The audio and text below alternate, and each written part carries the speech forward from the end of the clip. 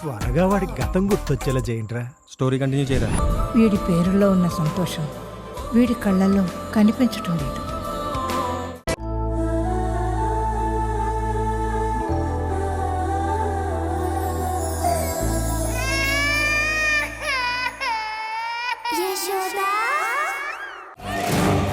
ఏంటి నువ్వు చెప్పేది నిజమా? నీ మనవడి పెళ్లి కుదిరిందా? ఆ అమ్మాయిదే ఊరు? ఊరు సంగతి తర్వాత గాని ఏంటా గోలా? ఎవరో అమ్మాయి? నీ కొడుకు పెళ్ళయింది మొన్నే కదా, మరెవరిదా ఏడుపు?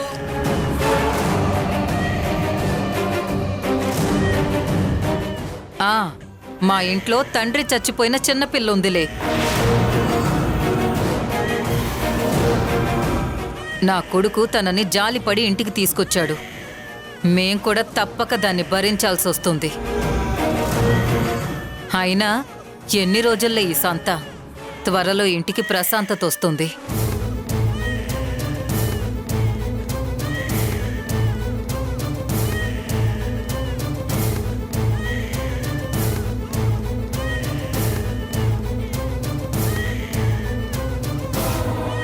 అత్తయ్య గారు ఎన్ని రోజులు సంత అంటున్నారు, త్వరలోనే ప్రశాంతత వస్తుంది అంటున్నారు. ఏం ఆలోచిస్తున్నారు? పాపనేమైనా దూరం చేసి ఆలోచన పెట్టుకుంటున్నారా? అసలేం చేయబోతున్నారు? సరే సరే, నేను తప్పకుండా వస్తాను. ఉంటాను.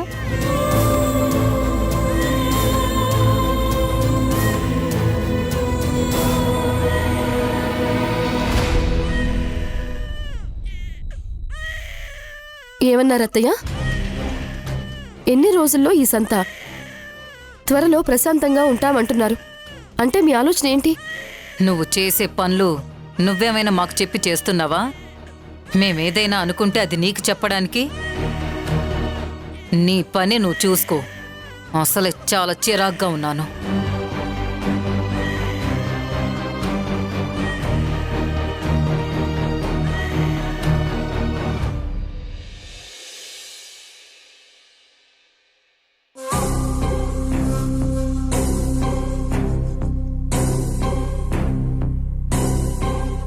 దేవకి, నువ్వు ఆలోచించే ఆ యశోద కూతుర్ని మన ఇంటికి తీసుకురమ్మని చెప్పావా, లేదంటే ఆవేశంలో చెప్పావా?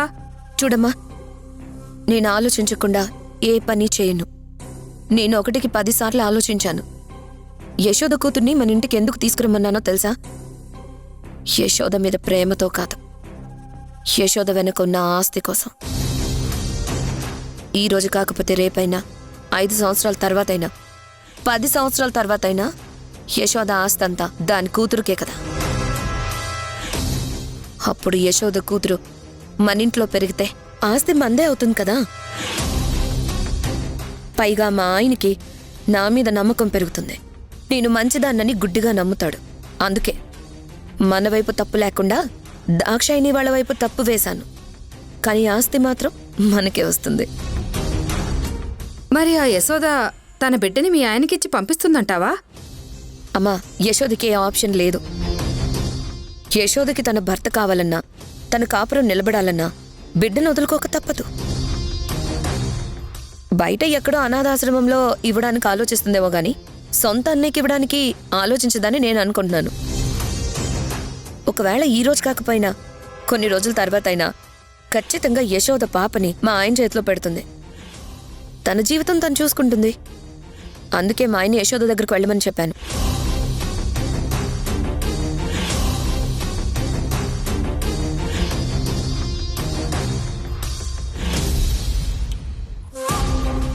అదిగో మీ ఆయన వచ్చాడు. ఏం జరిగిందో అడిగి తెలుసుకో.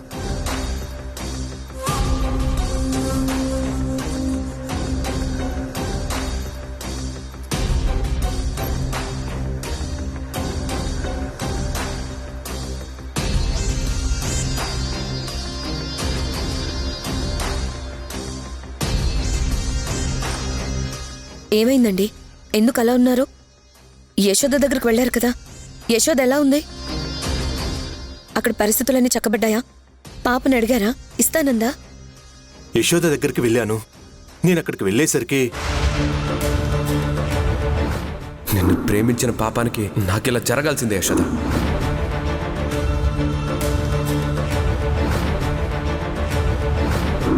పాపం చూస్తుంటే నాకు సుబ్బరాజు గుర్తొస్తున్నాడని, మనశ్శాంతిగా ఉండట్లేదని, నేను ఆనందంగా ఉండాలనుకున్నాను. కానీ నీ కూతురు ఈరోజు ఆ ఆనందాన్ని మాకు దూరం చేసింది.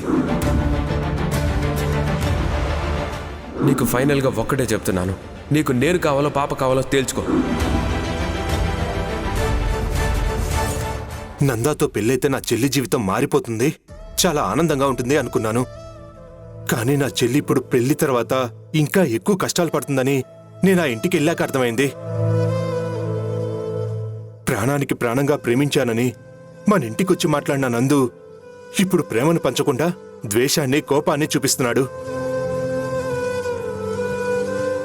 అయినా సరే నా చెల్లి నందు మీదున్న ప్రేమతో ఇంకా తనని భరిస్తుంది.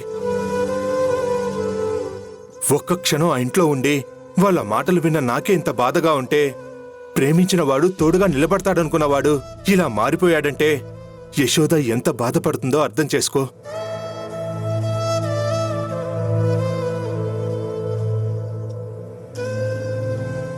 ఇందుకే కదండి నేను మీకు చెప్పింది, వెళ్ళి యశోద దగ్గర పాపని తీసుకురండి, అప్పుడక్కడ యశోద ఆనందంగా ఉంటుంది, మన దగ్గర పాప ఆనందంగా పెరుగుతుందని. మళ్ళీ ఒకసారి కుదిరినప్పుడు వెళ్ళి యశోదతో ఒంటరిగా మాట్లాడి పాపని మన ఇంటికి తీసుకురండి. లేదు దేవకి, అక్కడ జరిగినవన్నీ చూస్తే యశోద తీసుకున్న నిర్ణయమే కరెక్ట్ అనిపిస్తుంది. యశోద దగ్గర నుంచి మనం ఇప్పుడు బిడ్డను తీసుకొస్తే నా చెల్లి తప్పు చేసిన దానిలాగే మిగిలిపోతుంది. నా చెల్లి ఏ తప్పు చేయదు, చెయ్యలేదు అని వాళ్ళకి అర్థమవ్వాలి. వాళ్ళకు అర్థమవ్వాలంటే యశోద దగ్గరే తన బిడ్డుండాలి. అలాగే యశోద నిరూపించుకోవాలి. ఏమని నిరూపించుకుంటుందండి? యశోద నిజంగానే ఏ తప్పు చేయలేదు. కానీ యశోదకు పుట్టిన బిడ్డ మా అన్నయ్య అంశతోనే కదా పుట్టింది. అక్కడ దాక్షాయినికి, నందాకి నచ్చని విషయం కూడా అదేనండి. మీరు జాగ్రత్తగా ఆలోచించండి, ఆలోచించి నిర్ణయం తీసుకోండి. మీ చెల్లి భవిష్యత్తు మీ చేతుల్లో లేకపోయినా ఎలా ఏం చేస్తే మీ చెల్లి భవిష్యత్తు బాగుంటుందో ఒక అన్నగా మీకే బాగా అర్థమవుతుంది.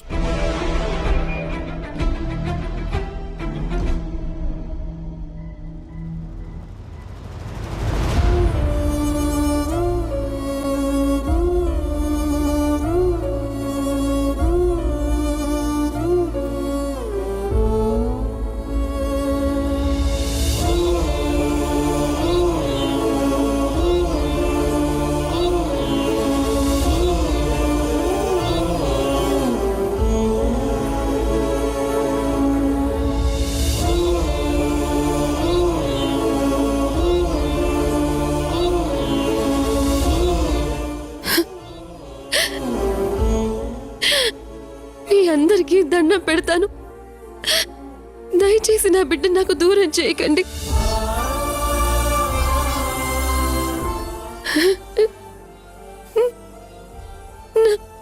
నా పాప నాకు దూరం అయితే నేను బ్రతకలేను నందా, బ్రతకలేను.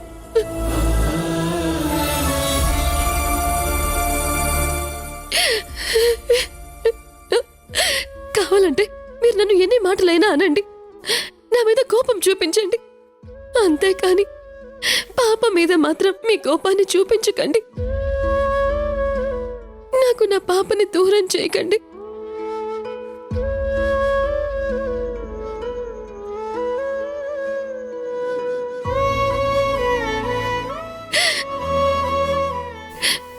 నేను అడగకుండానే నా కోసం నువ్వు ఎన్నో పనులు చేశావు నందా, నాకు అండగా నిలబడ్డావు.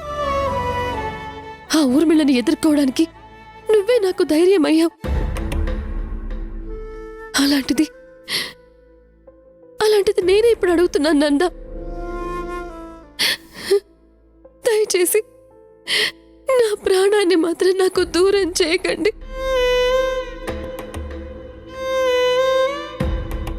ఇప్పటికే నువ్వు ఇలా మారిపోయేసరికి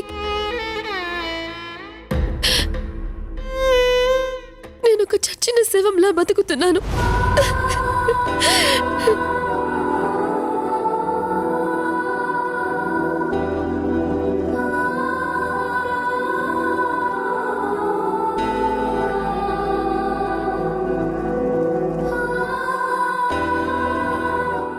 నీ పాప నీకు దూరం కాదులే యశోద.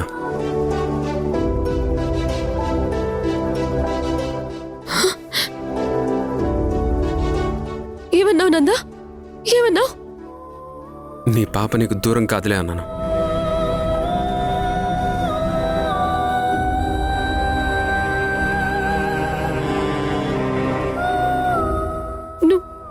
నువ్వు చెప్తుంది నిజమా నందా? నా పాప నాతోనే ఉంటుందా? ఇక్కడే మనతో పాటే ఉంటుందా? ఉంటుంది. కేవలం నీ కోసం మాత్రమే. నువ్వెంతలా బాధపడుతున్నావు కాబట్టి, నేను నిన్ను ప్రేమించాను కాబట్టి పాపని ఇక్కడే ఉండనిస్తాను. నీకెప్పటికీ దూరం చేయను. కానీ ఒకే ఒక్క షరతు.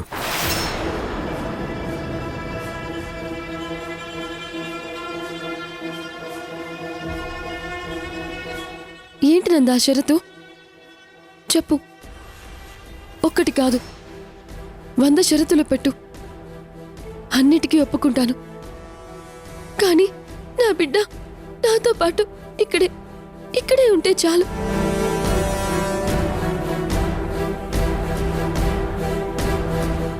సరే, నేను చెప్తాను విను. పాపి ఇంట్లో ఉన్నంతకాలం తన ఏడుపు నా చెవికి వినిపించకూడదు.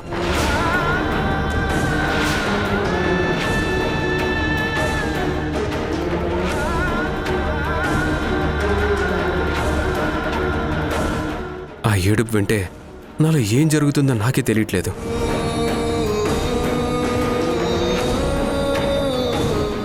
నాకు తెలియకుండా నేను పాప మీద కోపం తెచ్చుకుంటున్నాను. పాప ఏడుపు వినపడితే నాకు భరించడం చాలా కష్టంగా ఉంది. కాబట్టి ఏం చేస్తావో నాకు తెలియదు, కానీ పాప ఏడుపు మాత్రం ఈ ఇంట్లో వినపడకూడదు.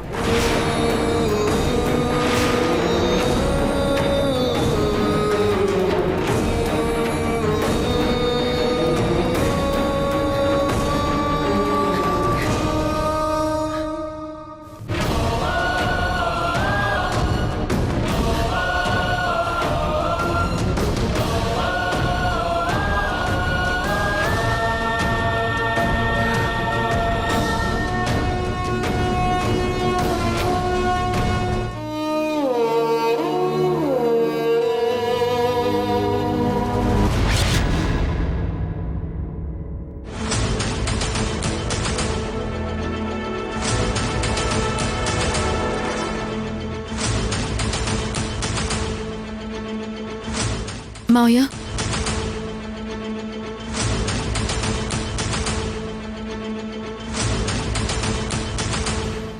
నాకు ఈ ఇంట్లో ఉండాలంటే భయం వేస్తోంది మావయ్య.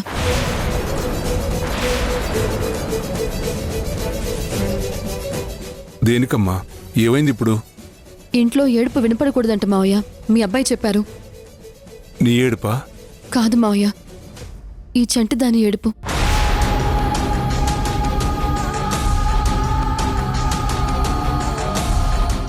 ఏం మాట్లాడుతున్నావమ్మా? అవును మావయ్య, పాప ఏడుపు ఈ ఇంట్లో వినపడకూడదని మీ అబ్బాయి చాలా ఖరాఖండిగా చెప్పేశాడు. వాడికి ఏమైనా పిచ్చి పట్టిందా? చిన్నపిల్లలు ఏడవకుండా ఎలా ఉంటారు? అదే నాకు అర్థం కావడం లేదు మావయ్య. నందా, నందా!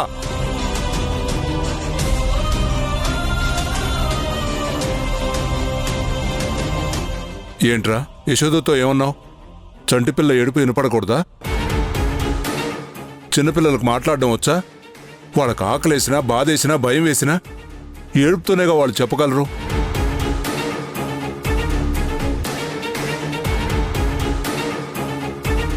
చంటిపిల్లలు ఏడవడం అనేది ఎక్కడైనా జరిగేదే. అయినా చంటిపిల్లలు ఏడుపు వినపడకూడదనే చెప్పేంత రాక్షసత్వంగా నీ మనసు ఎలా తయారైందిరా? అసలు అలా ఎలా అనగలిగావు? చూడు నాన్న, నాకు తెలుసు చంటి పిల్లలు ఏడుస్తారని. కానీ ఆ పాప ఏడుపు ఎందుకు వినపడకూడదు అన్నానో యశోద కారణం తెలుసు. ఏంట్రా కారణం? సుబ్బరాజు.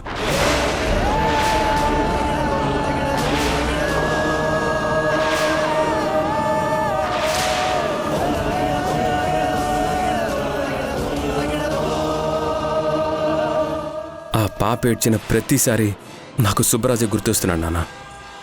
అందుకే నేను ఆ పాప ఏడుపు ఈ ఇంట్లో వినపడకూడదన్నాను. ఆ పాప సుబ్బరాజు కూతురు కాదని ఎన్నిసార్లు చెప్పాలరా నీకు? నీకెవరు చెప్పారు నాన్న? యశోద చెప్పింది కదా సుబ్బరాజు చెప్పాడని.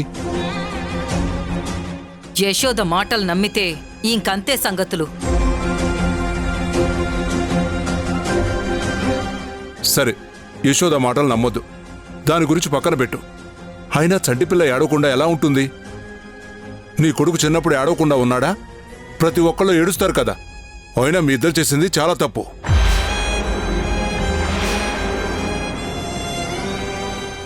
యశోదను పెళ్లి చేసుకోకముందు పాప గురించి ఆలోచించాల్సింది. పెళ్లి చేసుకున్న తర్వాత ఆలోచించకూడదు. సుబ్బరాజు కూతురు కాకపోతే ఇంకొకరి కూతురు, అంతేగాని సుబ్బరాజు కూతురు కాకపోతే నీ సొంత కూతురు అయితే కాదు కదరా. ఎవరో కూతురుని నువ్వు అంగీకరించినప్పుడు సుబ్బరాజు కూతురుని ఎందుకు అంగీకరించలేకపోతున్నావు?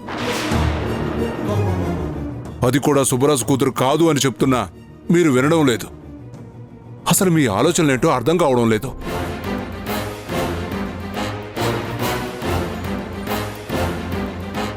చెప్పండి అత్తయ్య. ఇందాక కూడా ఇంకెన్నాళ్ళు ఈ సంత త్వరలో పోతుంది అన్నారు. ఎక్కడికి పోతుంది? అసలు నా బిడ్డను ఏం చేద్దాం అనుకుంటున్నారు అత్తయ్య? ఇదిగో, నువ్వు నా కొడుకునేం చేద్దాం అనుకుంటున్నావు? నీ మీద వాడికున్నది ప్రేమేనా కాదా అని ఇప్పుడు నాకు అనుమానం వస్తుంది.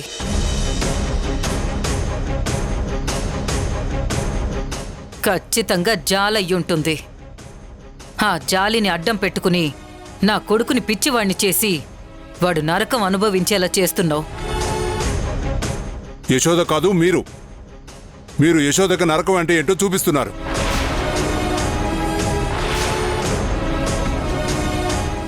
ఈ పసిదాన్ని అనరాని మాటలు అంటున్నారు, యశోదనే అంటున్నారు. ఈ పాపం మీకు ఊరికే తగలదు, జీవితాంతం అనుభవిస్తారు చెప్తున్నా. ఏంటి? కన్న కొడుక్కి కట్టుకున్న భార్యకి మీరే శాపనార్థాలు పెడుతున్నారా? నేను శాపనార్థాలు పెట్టడం కాదు, జరుగుతున్నది జరగబోయేది చెప్తున్నాను. సరే, ఇక ఎంతటితో ఈ మాటలు, ఎంతటితో ఈ టాపిక్ వదిలేస్తే మంచిది.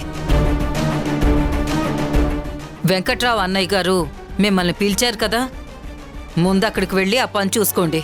మీకు చెప్పినా ఒకటే, ఆ గోడకు చెప్పినా ఒకటే.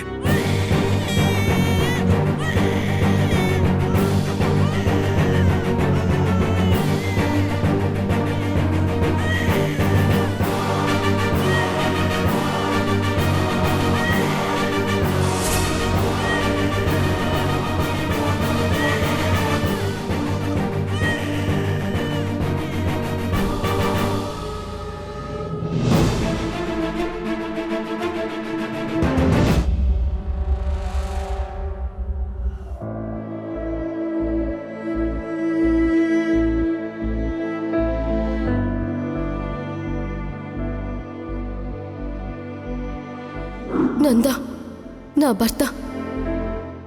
భర్త ఉన్న దగ్గరే నేను ఉంటాను. అవసరమైతే నా కూతురిగా నా ఇంట్లో పెంచుకుంటాను. ఇవ్వనన్నయ్య.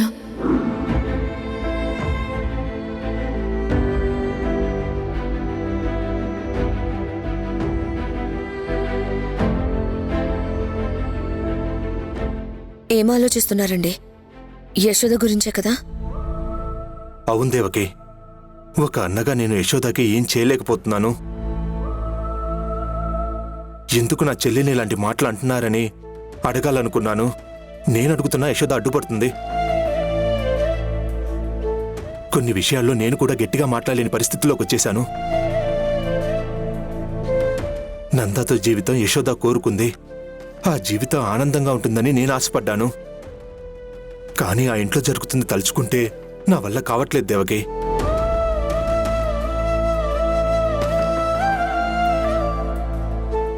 మీరు కోప్పండు అంటే నేను మీతో కొన్ని నిజాలు మాట్లాడతాను. అలాగే మీరేం చేయాలో కూడా చెప్తాను. అలా చేస్తే ఖచ్చితంగా మీ చెల్లి జీవితం బాగుపడుతుంది. మీ చెల్లిని ఇంట్లో నుండి వెళ్ళమన్నా వాళ్లే మీ చెల్లిని దేవతలా చూసుకుంటారు. ఏంటి దేవకి? ఏంటది? ప్రపంచమంతా నడిచేది అందరూ ప్రేమతో అంటారు మధు, కానీ వాస్తవానికి ప్రపంచమంతా నడిచేది కేవలం డబ్బుతోనే.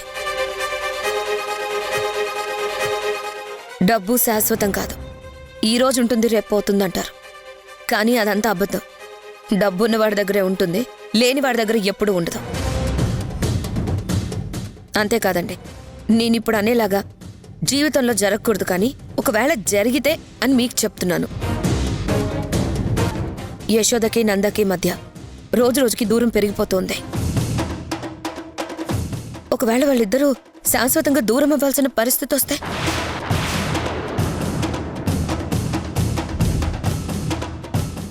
యశోద ఎలా బ్రతుకుతుంది? ఆ చంటిదాన్ని వేసుకుని సమాజంలో గౌరవంగా ఎలా ఉంటుంది? ఇప్పుడు నువ్వేం చెప్పాలనుకుంటున్నావు? ఊర్మిళ దగ్గర మీ నాన్నగారు మీ పేరు మీద రాసిన ఆస్తి యశోద పేరున రాసిన ఆస్తి ఉంది కదా, వెళ్ళి ఊర్మిళని మీ ఆస్తి మీకు కావాలని చెప్పి అడగండి.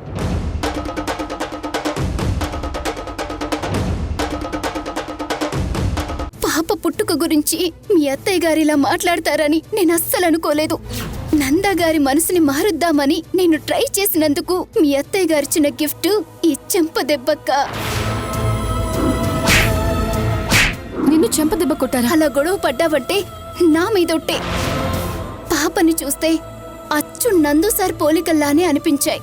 అందుకని పాప అచ్చు నందు సార్ పోలికలతో ఉందన్నానంతే. అదెవరో రౌడీ వెదవకి పుట్టింది.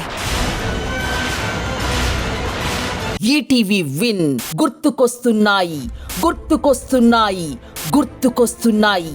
ఒక వింత సామాన్య లోకంలో జరిగే అద్భుతమైన నవ్వుల ప్రయాణంతో రూపొందిన అత్యంత చిన్నగా చేసిన అతి భారీ సిరీస్ మీ ఈటీవీ విన్లో విజయవంతంగా స్ట్రీమింగ్ అవుతోంది. గుర్తుకొస్తున్నాయి, గుర్తుకొస్తున్నాయి, గుర్తుకొస్తున్నాయి. ఈటీవీ విన్ యాప్ని డౌన్లోడ్ చేసి సబ్స్క్రైబ్ చేయండి.